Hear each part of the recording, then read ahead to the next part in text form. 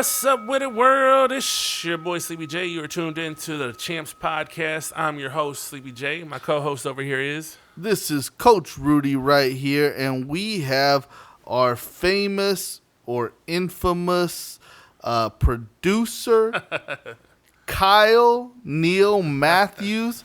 Kyle, say what's up. Never mind, we're not listening to you. With that being said, guys, sorry for the late upload for the last episode, but, Kyle's a jackass. he didn't like the fact that we called him out last time for keeping the equipment, so he felt like, you know what, he wasn't going to upload on time. And, well, fuck Kyle. And look, to be honest, we don't really pay him much, so can't blame him. You get what you pay for. I thought he was paying us. Same shit. All right, guys. Well, with that being said, we have some great topics that we want to go over for today. You know, we are full effect. Football season is underway. Last time we talked, we only had one game to talk about. We have a few games that we could cover. Are we going to cover any of them, or are we just going to kind of skip past and just talk about some key ones? No, well, we'll just talk about some key ones. All right. Obviously, do we want to jump with the Cowboys, or do we want to hold that off? Yeah, let's go ahead and go with the Cowboys. All right. Right off the bat, we know the Cowboys have a lot of things that we need to cover. Where do we begin? There's so much. Let's start off with Dak being injured.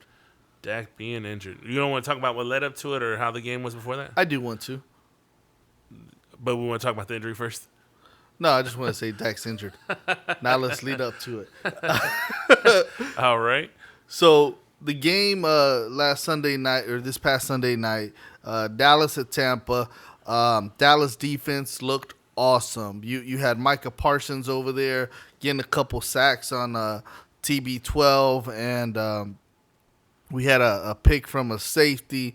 Really, really disrupted the flow and the rhythm for Tampa Bay. And the defense did its job. They showed, hey, we were good last year. We're still good.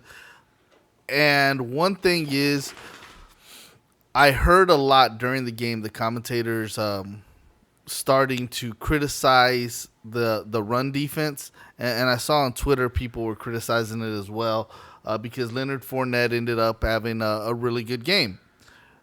Now, with all that said, early on in that game, Leonard Fournette was getting 2 yards a carry, 2 yards a carry, 8 yards, then 2 yards. Like, he Right. was just yo-yoing back. The defense did a good job of holding him down.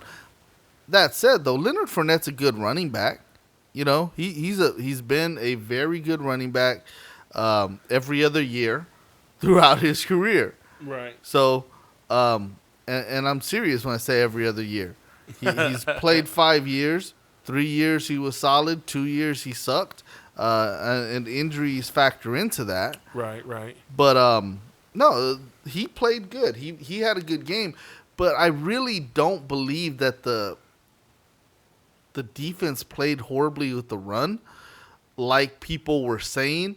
I think he just had a good game. Because when I think of defense playing horribly with the run, Yeah. I think of a couple years ago when we were playing the Rams in the playoffs, and they were just running through our line. I was going to say Robinson and Gurley were running. It was like there was no stopping them. Yeah. You were afraid that every run was going to be a touchdown. That was bad run defense. This was, hey, he got some big carries. But he wasn't having 20-yard gashes, 30-yard gashes. This was legitimately 2 yards, then 8 yards. Yeah.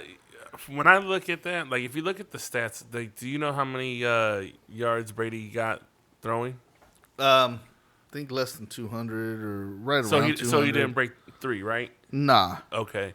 So that to me is whenever you like, man, they're running all over you. Like when you're at their will of like throwing the ball, running the ball, and you can't stop them. That's when they're like, man, this defense is either tired or they're getting their asses handed to them. In this situation, yeah, you're right. You know, you can't stop everything. They were getting to Brady, right? No, Tom Brady had 212 yards passing. Okay. Only sacked those 2 times for 17 yards. loss. Leonard Fournette had 21 carries, 127 yards. The team as a whole had 33 carries, 152 yards.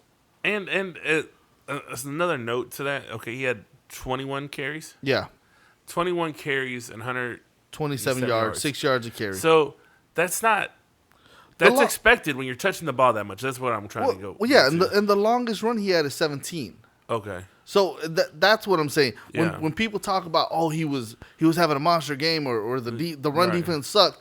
No, because 17 yards, yeah, that's a nice little run, but that's not something that scares me. If you're telling me that the biggest run anybody's going to have in a given week against me is 17 yards, yeah, I'll sign up for that all day.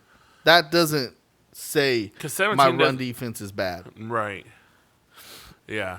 I don't know. Like looking at that, like that doesn't sound like a great. Like if he would have hit 150 on a granted, you could say like, well, he's only 20 yards off, but that's 20 yards that makes a difference. Also, as you said, he's not doing 40-yard dashes or anything like that. It's 17 yards one time. Yeah.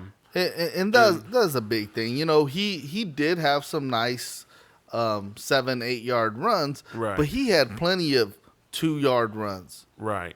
And that, for me, just solidifies the fact that the defense played really damn well for Dallas. Right. We lost 19-3, and our offense didn't get going. Right. You know, legitimately think about that. That's 16 points. That's 2 touchdowns. Yeah. 2 touchdowns, 2 extra points, right? Right. So, yeah, people are criticizing them. The only team that didn't score a touchdown. I don't care. I wouldn't have felt better if they scored a touchdown. It didn't. You know, a loss is a loss is a loss. Right. And they got the loss. It was what it was. But the defense played well. Dak played poorly. Right. But, you know, what we talked about, there was a lot of teams who look sloppy. When you don't play the preseason, right, then in essence, the first 3 games are preseason. Right. You're trying to find your rhythm. Yeah. Some teams have that rhythm. Kansas City has that rhythm. Why? Because Kansas City's been together for 5 years. Right. I don't care if Tyreek Hill left. Tyreek Sammy Hill Watkins was always is gone, yeah. fucking hurt. Right. So if he's hurt a lot, they're used to not playing with him. Right. So when I look at some of those teams who were rolling, yeah, and someone's gonna say, "Well, Buffalo was." No, they weren't. Buffalo got those touchdowns in the fourth quarter. That's when they ended up with those 2 touchdowns to make it look like it was a blowout. Otherwise, it was a 17-10 game, right, like we talked about last week. So the Dallas defense did well. Dak ended up breaking some bone in his hand. I really am still not clear on that. Did you ever figure out what it was? Was it a finger or his hand? It was a thumb. It wasn't necessarily where the thumb is joint. It's an actual part, like a fracture in the thumb itself. Okay. So that's why they say he has potential to come back within 4 weeks. Is because, I wouldn't do that to him. Again, that's what they're saying. I think that's to keep hope alive that they could still pull off a solid run for the season. I actually think that's Jerry's way of trying to say, look, we legitimately thought he'd come back. That's why we didn't go get another quarterback. Yeah. So this will lead into something that me and you've talked about, and this is kind of Jerry Jones and Stephen Jones are stupid heads. Can we say that in Dallas? I can say it anywhere I want. I mean, they're very rich and powerful. Am I afraid of Jerry Jones? I don't know. Are you? No, I'll kick him in the nuts. That's what I do. Well, with that being said, it leads me to a question, and I hope Jerry's listening. I hope someone tells him that I said this. Tell him I ain't afraid to kick him in the nuts. Tell him that I don't believe that he wants another Super Bowl win. Say that one more time for the people in the back. Jerry does not want the Cowboys to win another Super Bowl. And one more time for that lady who wasn't listening. Jerry Jones does not want the Cowboys to win another Super Bowl. Now, let me expand on that. So don't interrupt me. Look, Jerry ain't cared about winning another title since he got that title without Jimmy. Since that 95 season, he felt he's been validated. Since then, all he's cared about is being in the limelight and making that money. The only other time he kind of cared about appearing to want to win was when he hired Parcells so he can get Jerry World. Then he, in essence, already eliminated everything from pre-Jerry Dallas Cowboy ownership. No longer had Texas Stadium. Now it's Jerry's World. Right. No longer had anything having to do with those 80s and 70s and 60s Cowboys. Mm-hmm. Now it's all Jerry Jones and his team. Now, he's made some comments over the years where, no, this team really isn't just mine. It belongs to the city. Yeah. It belongs to all these Cowboy fans. Yeah, that's nice to say. But if that was really the case, you'd be making a legitimate effort to win, which you obviously weren't when you traded Amari Cooper for a sack of marshmallows. And then you said, all right, Lyle Collins, bye-bye. Hey, you know what? Let's not replace this left tackle who's always injured. Let's go ahead and keep him and act like, you know what? He's going to stay healthy this year. And we value our players. Yeah. That's why we keep him around. Because they're family when they're Cowboys. Yeah. Look, Jerry ain't, like you said, Jerry don't care about winning. What makes it worse, Steven definitely don't care about winning. Yeah. Steven's just trying to wait till his dad dies so he can sell the team.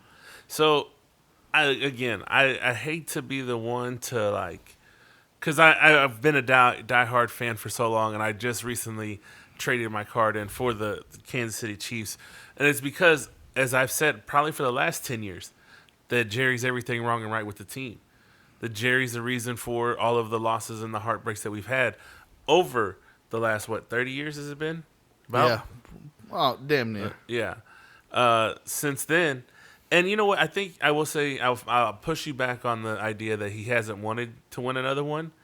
I think when he had Parcells, he did want another one. It was Parcells that made him realize, you know what? I have one without Jimmy. I'm okay. I don't necessarily that's plausible. That's plausible. Because I think that's where he was like, you know what? We need another ring. I think he wanted to really go for it. And then he was like, it's not worth it. Yeah, because Parcells has a way of doing the way he wants to do it. And if you're not going to do it the way he wants to do it, then he doesn't want to be here. And I think because he's come out in his mouth, not Parcells, but Jerry, saying that was the worst time in the time that he has been in the NFL as an owner, that he hated that time. And that's what makes me think, like, you know what, he probably resided in, like, you know what, I got 3, and one of them I did it on my own. I didn't have to have Jimmy there. I'm good. Fuck those. Yeah, you very well might be right there, that in the sense that he thought he wanted one. Yeah. I think up to that moment he was thinking, I really want another one. I would give anything just for to solidify it. Yeah. But to allow a coach to be a coach, because he hasn't allowed a coach to be a coach since then. And yeah, so all that to say, because I was just thinking recently, as of this week, I was thinking, like, you know, it hasn't even clicked in my mind the fact that everyone wants to keep talking about my boy Zeke, saying how he's old and washed up and he's not the Zeke of past. And when you have a coaching staff that controls how many times he's going to get the ball and where, you know, when he's going to get the ball, I started thinking, like, if you know that your quarterback is down, your receivers are out, it would just make sense to give it to the guy that can fucking do something with the ball, right? You want to hear something interesting? What's that? Tony Pollard, Zeke's backup, right? Yeah. He had a 9-yard run. Okay. In this past game. Yeah. He had 6 carries. Okay. He's got jets, man. Hold on. I don't want to hear the. Hold on. You're gonna give some blasphemous shit about Tony, and we all know he's the next great white hope. He had a 9-yard run, right, in one of his 6 carries. Yeah. And you know how many yards he ended up with for the game? How many? 8. Listen. We're not going to take the slander of the next great white hope. Rewind what I just said. I know what you said. He had a 9-yard run. I know. Carried the ball 6 times and ended up with 8 yards. Yeah. That is greatness. He's a Hall of Famer. And this is the man that they want to replace Ezekiel How freaking many yards Elliott. did he get? Ezekiel? Yeah. 52 on 10 carries. Yeah. You see the math difference in that? Yeah. So you can go back to what you're saying. It's just so yeah, that right there is exactly my point. My point is that Zeke still has a lot left in the tank. And I'm sitting here thinking, because you brought it up off the air, saying that like they don't want to give him the ball to allow him to prove that he's still worthy, because they either A, they don't want to pay him anymore, or B, they want to appease the other media that says that they don't want him here anymore and let him go on to another team. And then because I'm thinking like, you would rather play him at another team, balling the fuck out, doing exactly what he could be doing for you, instead of allowing him to be on your team. And then that's what actually started the motion for me to think, like, I don't think Jerry wants this anymore. Because if he did, why isn't he... we watched the Rams last year. They went all in to actually go to the Super Bowl. Yeah. They made some very key mid-season deals that got them Odell Beckham Jr. Right. They got them Von Miller. Right. And they didn't just stop there. They were looking, and they made a legitimate effort in the months of November and December. Right. To upgrade. And that was after they had already traded their quarterback, who was young, for a wily veteran that only had a couple years left in him. Right. Because they knew, hey, he's a difference maker. Right. And that's what actually started making me think, because how many times in the past few years, let's give it 5-6 years. Let's give it a 6-year cap.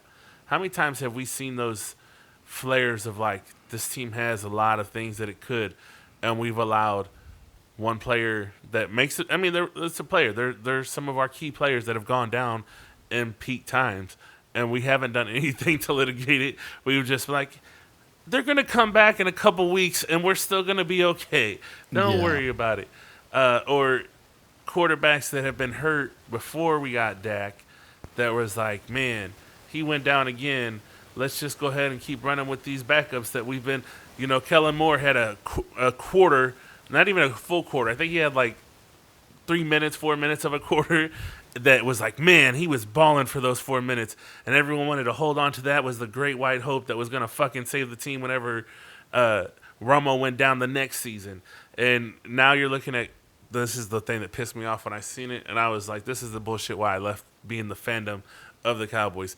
Fucking... On Facebook, the Cowboys fan page put, "In Cooper Rush we trust."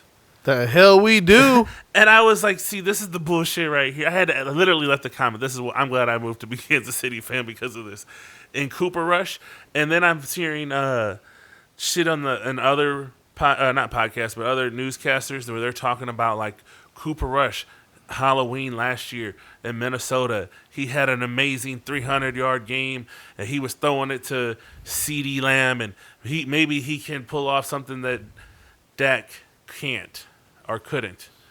And here's where I'm going to say with this. I'm sorry, I just threw up a little in my mouth. Cooper Rush is nothing but another Kellen Moore, in my opinion. I think he's worse than Kellen Moore, and I hated Kellen Moore. I don't see. In high school, he was the man, homie. He might have been, but I do not see this man pulling off 1 week win, let alone holding off for 4 weeks just to break even. Here's the problem. Last year, you had Amari Cooper. Yes. Yeah, that's another thing. You had Cedric Wilson. Yeah. You had Michael Gallup at some point. Yeah. And so when you have all those guys, Schultz becomes someone who can get the ball. Because did Witten still play last year too? Who? Witten? Or did he retire? No, he was retired. Okay. But you have Schultz and you had Jarwin. You know, right. You had some other guys who could also catch, right. But you had enough names, enough threats that so there wasn't gonna be, oh well, let me just lock this guy up. Well, Yeah. this year we don't have that. Right. In the run game, you have some, you have some. Yeah. But in the passing game, you have CD, and Yeah. you double triple him. Yeah. Well, you don't have CD no more. Right. And Jarwin's not gonna beat anybody one-on-one. Jarwin was not Jarwin. Schultz was open because he didn't have to beat anyone one-on-one. Right. He was just like, hey, they're like, yeah, let's see what happens.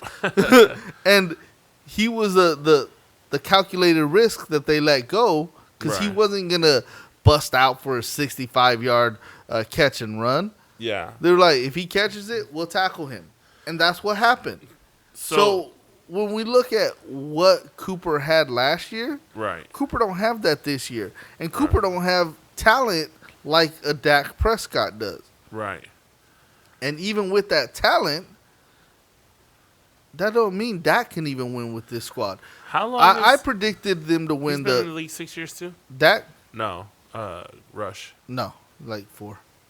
Okay. So, look, I predicted the Cowboys would win 11, 12 games with Dak because I think Dak's a legitimate quarterback, even though I knew he was missing his weapons. Right? Right. That was because there's a 17-game season.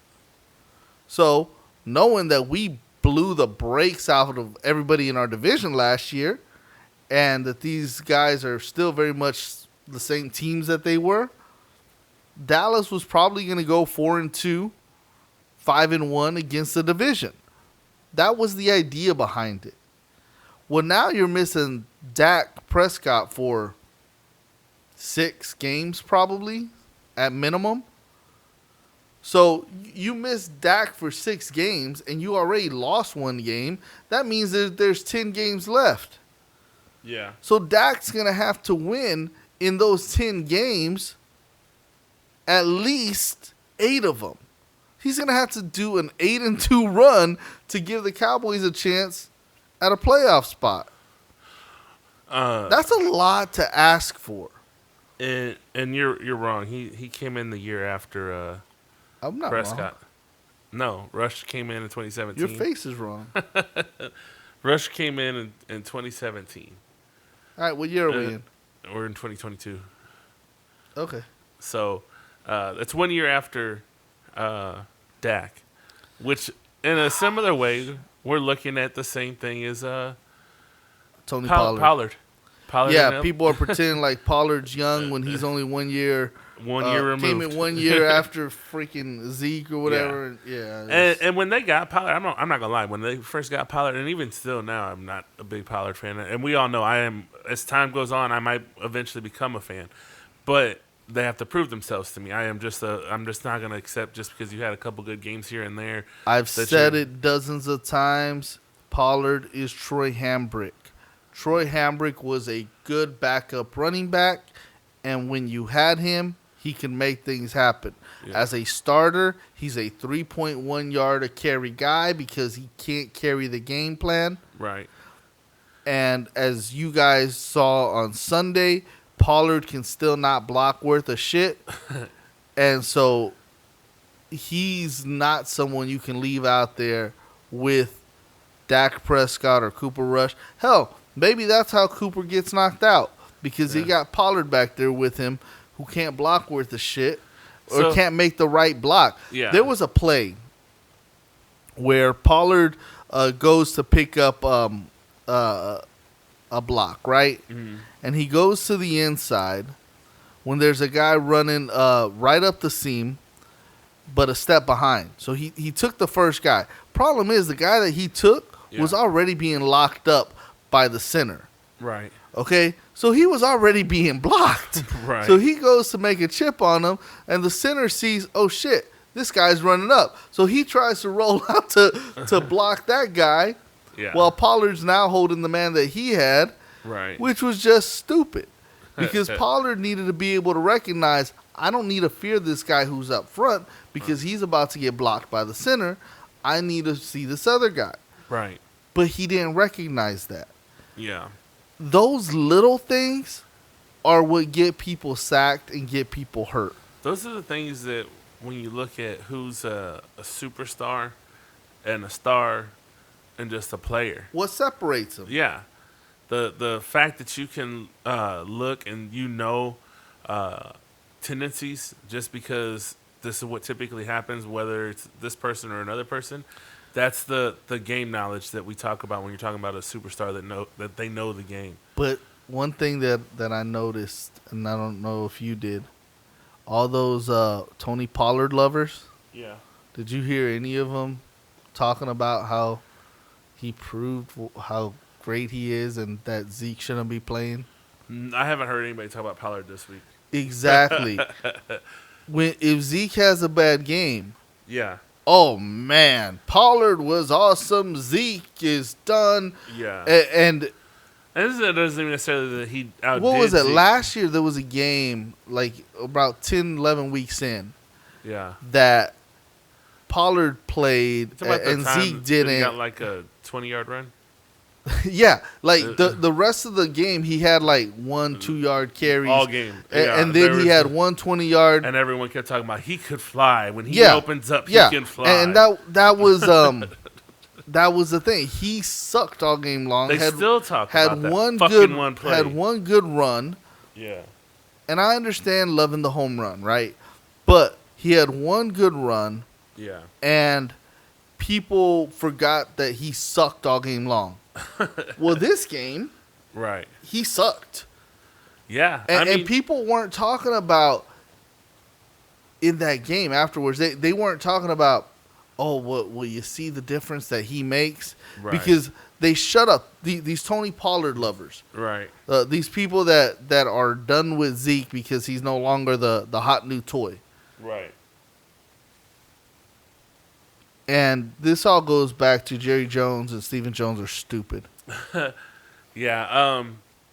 Before we move off from the Cowboys, because we don't want to be here forever tonight, I do want to ask you, do you believe that them dropping down with Cooper Rush moving to the forefront, and obviously all of our receivers are still in question and everything like that, like they've dropped down dead last in the power rankings?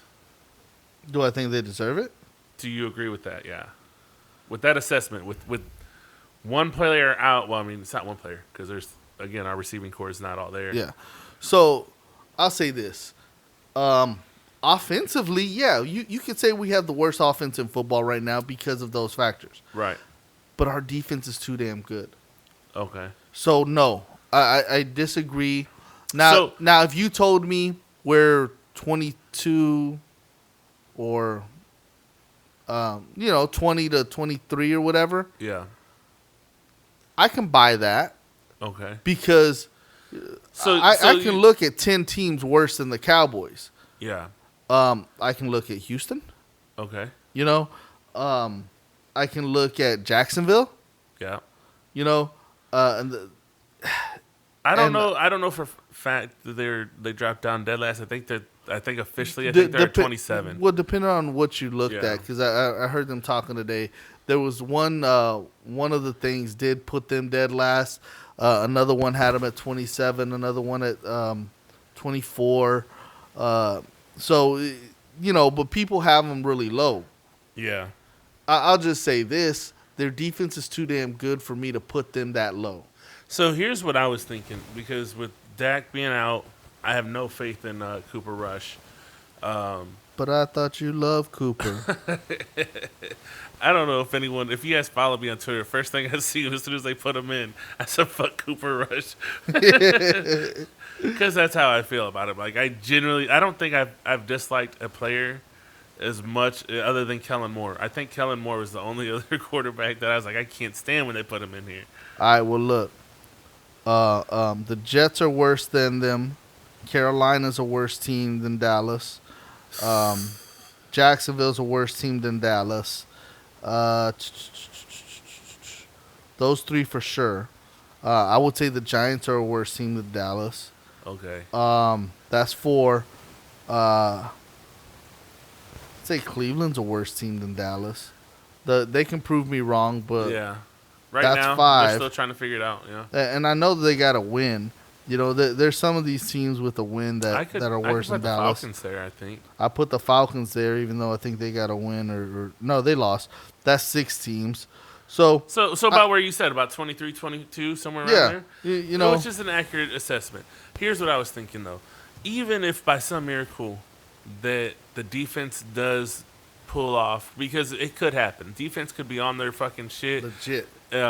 Intercept a few balls, get a few pick six, keep them Turpin get a touchdown on special teams. Yeah, keeping the other team on their toes because defense is there to do it, and you just need offense just to do just enough to allow them to keep enough energy to continue on.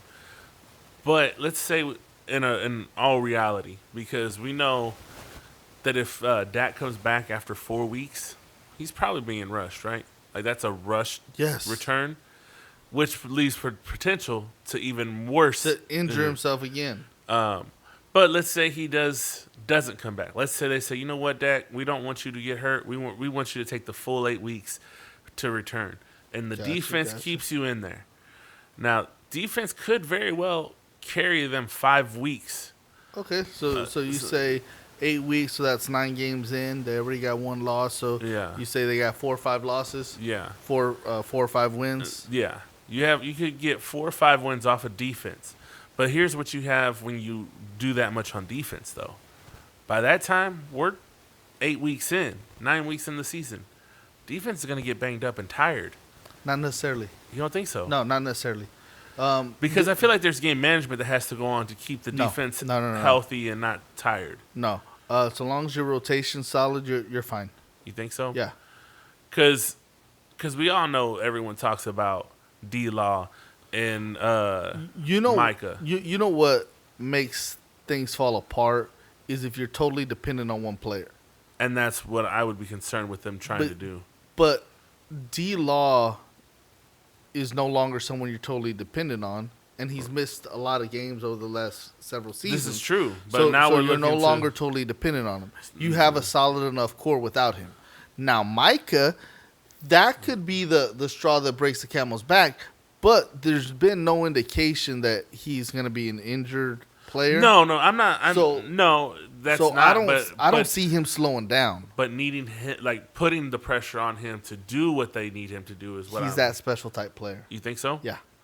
I would just be concerned as we worry about every other fucking player that's the Hall of Fame talent. Yeah. Well, again, we talk about Elliott being the same thing. Hall of Fame talent. That he can do it. They don't allow him. Yeah, you don't give the man you don't give him the ball to carry. I don't know how you expect him to get 100 yards. Right, and then that's but everyone's concern was like, don't run him so much, don't let him get hurt. We want to keep him healthy. So, but now we're gonna look to Micah to be the fucking person that's gonna carry the team. Yeah, that's my concern. But I mean, we could sit here and go on and on about all the different things, the coaching staff, the offensive coordinator, all these different things that we could look into as like reasons why we could look at and say, you know what, we just need to redo this whole thing. Okay, speaking of which, before we let it off, those that don't understand football, let me explain something to you real quick. Last week, that loss was in a big part due to Kellen Moore's inefficiency as an offensive coordinator. Throwing those gimmick plays that didn't amount to anything, that the players weren't totally confident enough in, and that's why they were bumping into each other. That's why those plays were getting snuffed out. He caused Dak to be hesitant with his throw. He caused Dak to be unconfident in the play calls. So that throws off the timing of Dak's response and the positioning of the ball where it goes, because this game is so much mental. Yeah. So our offense coordinator cost the offense its rhythm and its potential in last week's game. That said, he also force-fed the ball to Tony Pollard, hindering our production. When Zeke got the ball 4 times in the first drive, we got 54 yards. The rest of the game total, he had 6 carries. So you weren't getting positive yards to start any drive with Zeke because you were only giving him the ball like once every few series. Right. And that put the Cowboys in a bad position. Kellen Moore needs to be fired. The reason that McCarthy won't get fired first is because if he decides to fire Kellen Moore, you have McCarthy, who has run offense before, who could step into that position. Okay. So people that think, oh, we just need to fire McCarthy, I think he still has control of it, but Moore needs to be fired either way. Okay. A slight pivot. Former Cowboy coach pulled off a win against the Titans with the coordination. He's the offensive coordinator for the Giants. Sorry. No, I want to point Garrett. Garrett's no longer coaching. No, he's the offensive coordinator for the. He's not? Garrett's in the booth, man. I thought he was offensive coordinator for the Giants. No, he got fired last year, remember? No. He got fired last year. Jason Garrett is no longer with the Giants. Jason Garrett's with Fox or something. He's in the media now. Got you. Well then, ignore what I just said. I always do. Glad that we are no longer the know-it-alls. And this is why. Moving on. I just wanted to say, I asked your opinion as far as for the Giants pulling off that win over the Titans, even though it was by 1 point. I told you it's sloppy. Teams are sloppy right now. Yeah. Look, Daniel Jones is not a good quarterback, but he's not as awful as people want to make him out to be. He's also, for a year, people were propping him up like he was going to be great. New York people for a minute. Yeah. And then they realized he wasn't, so they were off the bandwagon. I think he is a legitimate, capable quarterback that sucks. Okay? So that means you can have him as a starter. He's not going to help you. Eventually, he's going to be that middle-of-the-road Brad Johnson type quarterback, Okay. So he's just someone that can hold a position down. But you definitely want to upgrade. But with that said, he's got some potential. Every now and then he's going to look nice. Tennessee was just out of rhythm. You lose a guy who, in A.J. Brown, who was your star receiver for several years. You lose Julio Jones, who sucked for you anyways last year. So you have a new set of receivers that you're really trying to elevate. Yeah. Even though you have some familiar faces there. It's just what it is. No preseason. That's why. Everyone's talking about Saquon. How Saquon had a good game. Had a great game. Yeah. 164 yards. They're saying Saquon have passed, that he's, showing.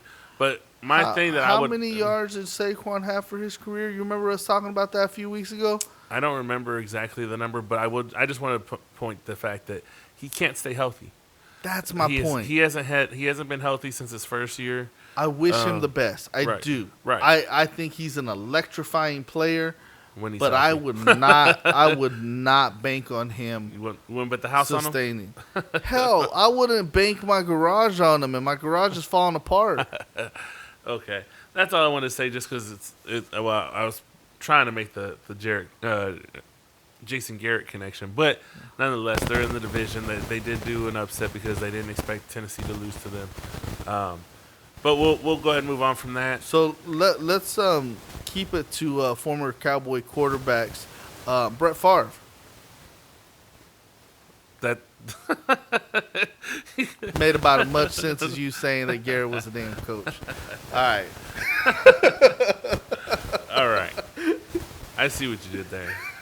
Who's an asshole, Coach Rudy? Who's an asshole? That would be me. I didn't want to go there yet. I don't care. Let's go there. Well, because we were talking about the games. I know. We'll circle back. All right. Fuck it. Go ahead. Fill him in. I don't have nothing to say about him. Bret Farve has some allegations recently that he stole some money from cheerleaders or something.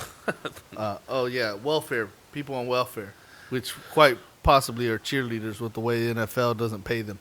Okay. So I'm just saying. I mean, fuck it. We're gonna make reaches. We're gonna make reaches. Fuck it. It is what it is. Them's is facts.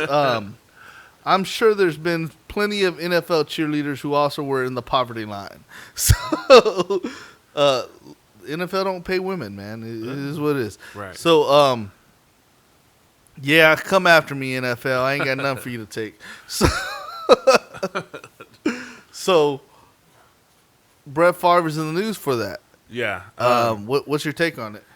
Again, just to clarify, the allegations are that he and a Mississippi governor did some sort of deal to where they took money from Mississippi welfare recipients and used it to build a volleyball center where his daughter plays. I think is what they're saying. That part I could be speaking on, but I do know it was for a volleyball center that they put $5 million to build. And really, to me, I just wanted to bring to light that it's kind of messed up if he did this knowingly. But as we were talking off the air, we don't know how involved he is with the investments and the things that he's putting his money towards or anything like that. He's always seemed a little bit aloof to me. I really look. I was a big Bret Farve fan of him as a player. Right. As a person, never really cared for the guy. So, and especially the further we get away from his playing career, I don't really think much of him as an individual. But I don't know him personally. It's just he says more things that seem really jerkish. Yeah. And things like that. That said, though, I really, it's hard for me to think that with as aloof as he seems, that he is that much invested into actually knowing the ins and outs of all the investments that he makes, especially because right now he's apparently doesn't have as much of his money as what he probably should. Right. So he probably really is just like, hey, if you think it's good, just let me know when I make money off of it. So I've heard the damning evidence that there's a text message where he says, "Can it be traced back to me?" So it's a bit damning in the sense that he at least had some knowledge that something he should be concerned with. Well, I mean, if you've already put the money into it, then, yeah, and then you find out, hey, by the way, yeah. Now that's once again presuming he already had the money in it, was already right. invested. Then he finds out, he's like, oh shit. But if it's before he puts it in, then like, and I've heard some people saying like he's made millions of dollars while he played, so why didn't he? I'm sure he has $5 million. I don't know his finances. I know a lot of people. I would imagine he probably did have some smart advisors that kept him from going broke while he was there, knowing that white players don't necessarily take care of their families like black players do. Yeah. Look, I would imagine that he still had a lot of money. Also, I see him doing a lot of different commercials still. I ain't in the man's pockets, and I have very little interest to be, except for I will point something out, and I don't want y'all to get upset because it's political, but the truth is, rich people steal. This is true. Rich people stay rich oftentimes because they take advantage of things that poor people can't. And that's another thing that I did want to point out, because a lot of people were saying, like, how could he? But that's one thing that I've heard 11 people when they're rich say, well, I have the money, but if we can get the money from elsewhere and just use mine as the safety net, I'd rather do that. So they're not necessarily using their money, and they're like, well, if need be, I'll touch my money, but if not, we'll use the money that's the game that's played within the game. That's just what's done. Exactly. Politicians, and I'm not trying to justify it. I'm just letting you know that's the reality of how things get done. Yeah. We want to sit here and pretend, oh, you wouldn't do that. No, that's exactly what happens. Matter of fact, from my understanding, that's how all the tolls are getting built in Texas. Is they don't want to pay for them. They're not raising taxes. So what do? They make these moving rates on these tollways. So many of the tolls that we've had in the Dallas area, they paid themselves off decades ago, And then they were like, let's just keep him. Yeah, and they're continuously building more, and the rates fluctuate every day, different times of the day. And that's again they've leveraged it against. Now they're building more, and then they're going to continue the same program. Exploitation of people, yeah. Yeah, but either way, that's what happens. To me, it's not shocking. But back to what you sucks. were saying about Bret. I loved him as a quarterback. I think he was one of the best to ever do it. Yes. As a football player. Yes. Now, as he's been out of the league and been out for a while, you're right. That gloss that you looked at him as a player, like, man, he's a solid player, because that's what you know of him. Now that he's out, you hear about all the drugs that he had been doing over the years. You hear about the way he would talk to trainers and women and things like that, and then you're like, he wasn't really one of those guys. Like, you thought of him as the middle America good guy that you always think about, fucking Leave It to Beaver type guy, and then come to find out he was just as fucked up and a creep as anybody else. So I just wanted to bring that to light. What else did we have? We were talking about NFL games. Oh yeah, back to the NFL games. I just wanted to bring light because I watched the Broncos game. Did you get a chance to see it? No, I was doing other shit. As far as what I know of it, though, I do know that it was a tight game.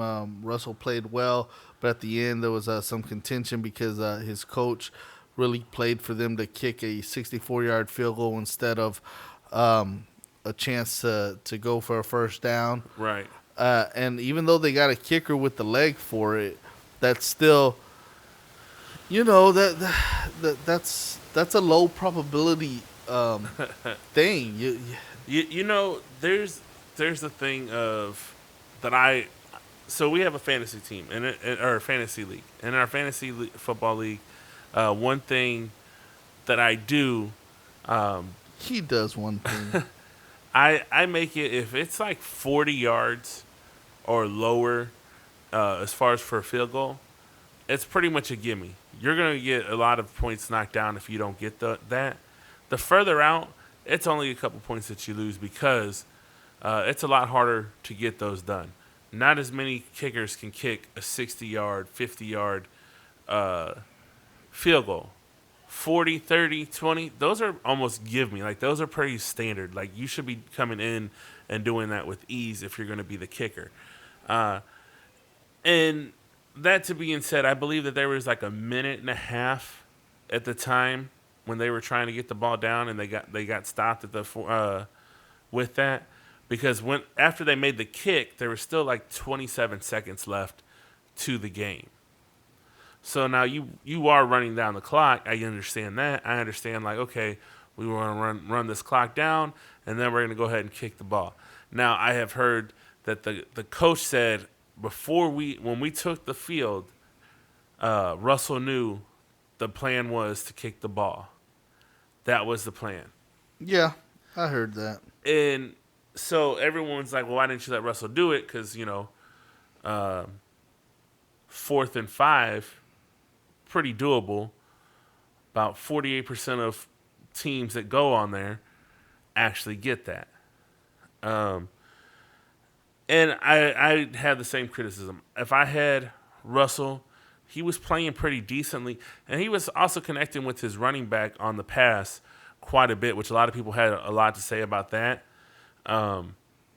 Which for me, if the player's open and he's getting the yards, I don't care who the fuck's getting the ball, as long as the player's getting the ball and getting moving, right? Yeah. Like, if you're the coach, if you're the person that's in charge of the team, that's what you want. Like, fucking move the ball. Like, I don't care how we're winning, as long as we're fucking winning, right? So, that being said, the fact that he was throwing to his running back the most didn't set me off, didn't make me think it. It was just he was open. He was able to get a little bit of motion. Because when I seen Jared Jeudy get the ball, Jared Jeudy was touching his hands. He just wasn't gripping the ball. When I seen the other players, they were maybe within hands reach. They didn't just make the leap forward or whatever the case was. They were there, They just weren't connecting. I won't say that it was Russell's fault for not getting it closer to them. I think they were either not in their spot, or when they were in their spot, they just didn't hold on to the ball. Whether you want to say, well, they had a lot of pressure on them, they got hit, whatever the case is, if you're the receiver, your job is to fucking catch that ball. What if I'm not the receiver? Well, then you should do whatever your position requires you to do. That's a good idea. I was watching this game, and I personally was impressed by Russell. Being in a new system, new players, the fact that he was getting the ball to them with the line collapsing. That's why I was impressed. It wasn't the fact that they were that he wasn't getting the ball or he wasn't able to do it. Like, no, one thing I've criticized the Broncos for is that their line has been trash. And typically when I hear any quarterback that they pick up, because they spend a lot of money on that quarterback position every year, it seems like they're getting a new quarterback, and they don't fucking get a line to fucking block for them, and they do horrible. Hey, real quick, who you think's gonna win? Washington or Detroit this week?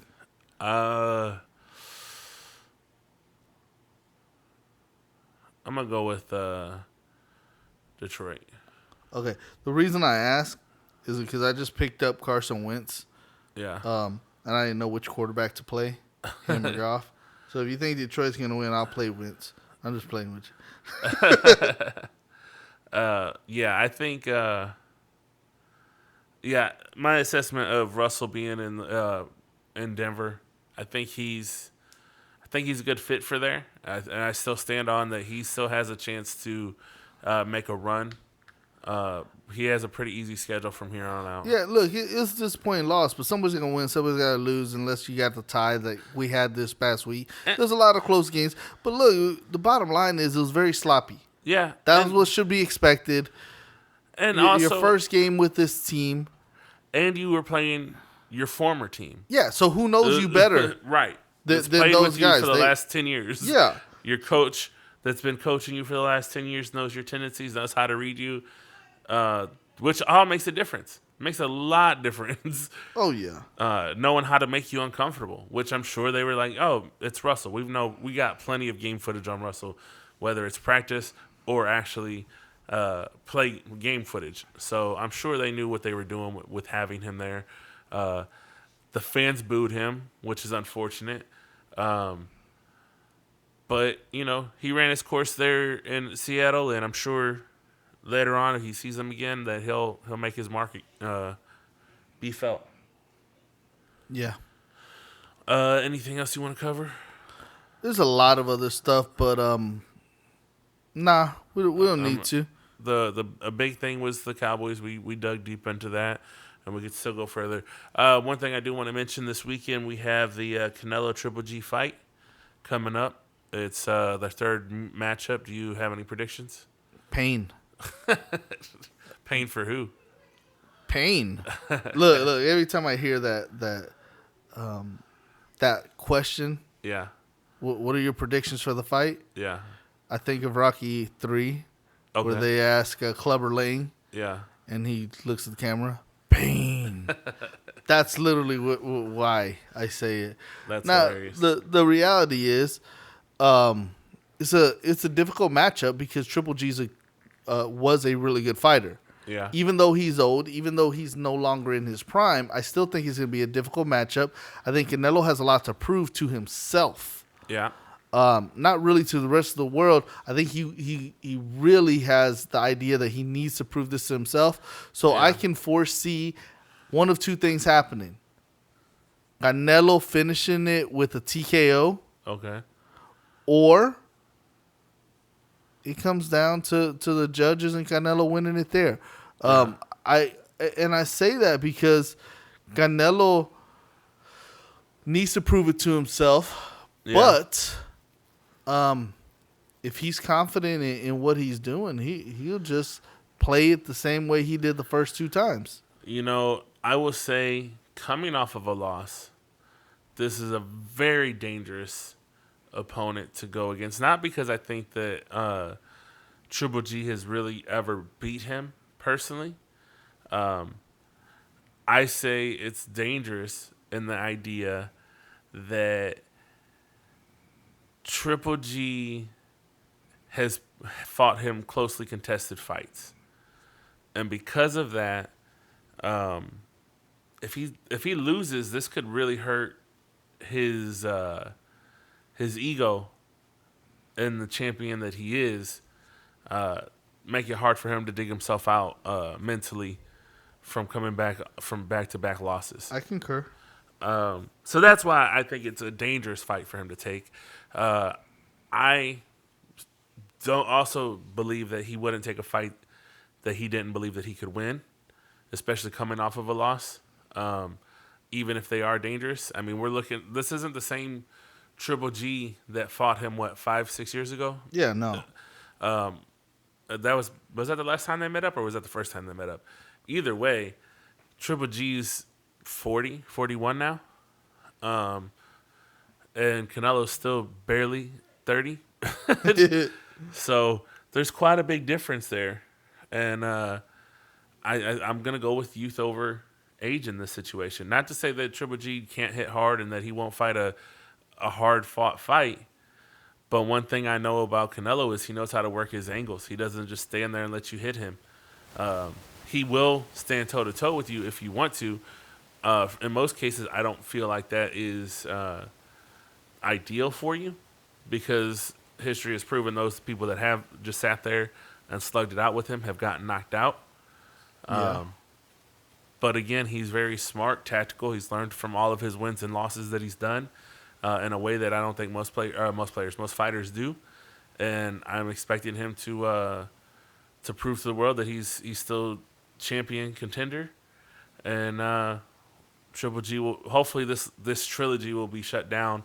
People will quit talking about how it was so closely contested. I hope that he knocks him out personally, just so that way they don't ask for a fourth or a fifth one. Yeah, and you know, I can see that. And I can see that it ended up. I see it more likely that it ends up in a TKO than a KO. Right. Because you remember when what's his name? Golden Boy fought Vargas. Yep. And how that ended up in TKO, just fucking Yeah. killing him in the corner, right? Yep. I can see the same thing because Golovkin isn't the kind that just falls. No, he's got a solid chin. You'd have to really fucking hurt him to do that. Exactly. And even though Canelo has the power, you know, I think he also wants to prove that he has the speed, the hand speed too. Yeah. And that would come more out of TKO type win than a knockout. Like, I think he would love to knock him out, but he also knows if I'm banking on knocking out Golovkin, Yeah. that's a hard thing. That's a hard thing. Yeah. I can fuck him up bad enough that way he can't get out of it. Yeah. Actually, you saying that, I was thinking about when Canelo fought Amir Khan. He tagged him in the same spot, round after round after round, till he fucking fell to where he was like, I got to protect my gut. And he went to go protect his gut, hit him on the chin, knocked him out. Not to say this is what he'll do this time around, but the knowledge to know how to do some shit like that is fucking smart. No, he's a very smart boxer. And that's what I hope. He's got 2 fights that he knows Triple G's tactics. He knows how he's going to come at him. And hopefully he trains properly for it and he's ready for it on Saturday. My predictions will be that Canelo comes out victorious in this because, again, I don't think he can handle back-to-back losses. No, that would really hurt his credibility. Yeah. Especially with an old boxer. Right. It would have been one thing if Triple G got the win early on. Yeah. But now that at this point of their careers. Yeah, 30 somewhere between 38 and 40. I don't remember. Well, exactly. I mean, the simple fact is Triple G is no longer considered one of the elite boxers. Yeah. So, with that being said, I look forward to either watching it live or the highlights. However it plays out, I'll watch it again. I'll probably order it. Look, I need to tell our listeners, be on the lookout for a new segment called Fred Talk. It will be coming soon, and I will actually be speaking on Fred Talk, and you're going to want to tune in. I don't care if you think you want to. You're going to want to. Yeah, we have some things that we got planned coming out for those. Shh, don't tell them. the longtime listeners, I have made a bet last year. We were doing our picks for who was going to win each week, and I lost. He lost because he's a loser. I lost, and I have to do the one chip challenge again. And I don't know if this time it's not a Dorito. I would gladly eat a Dorito over eating this chip again. This chip is not a fun chip to eat, and I would have done it tonight, but I got to work in the morning, and I'm not going to go through that kind of pain to have to deal with it tomorrow. So I will do that probably Sunday or Monday. I will record it so that way you guys can see it. So if you're on the YouTube Sleepy channel, doesn't know is his wife's already been paid to shove this chip in his mouth. But yeah, so those of you that are interested to see how well I handle this, or how miserably he handles it. Yeah, I you know what? I've had a few hot things since the last one, and I'm going to do my best. You're disgusting. I'm going to do my best to go ahead and... Children listen to this podcast. You should not be saying that. I'm going to do my best to weather this time the best that I can. But outside of that, if you want to follow us, follow Coach Rudy at... Rudy V 1982. That's on Twitter. Hey, I want to let y'all know I appreciate all of our listeners. We've had a lot more people tuning in. Maybe because we're called the champs this time, and you're like, F those know-it-alls. So maybe because y'all like Kyle Neal Matthews. But for whatever reason, I appreciate that y'all have been listening to us. Keep it up. Listen to it again. Mute it. Play it again. It'll be awesome. Make sure that you're hitting that like button. I know I actually just found out on Spotify you can rate us, so make sure you give us a rating on Spotify, on Apple Podcasts, or wherever you can listen to us and rate us. Please do that. Don't rate us unless you're going to rate us high. Exactly. Or low. I don't know. Not the low part. Only I'm number one. I'm number one. You can follow me on TikTok, Twitter, Instagram at SleepyJSLEEP_E_J. Until next time, take it easy. I amuse myself.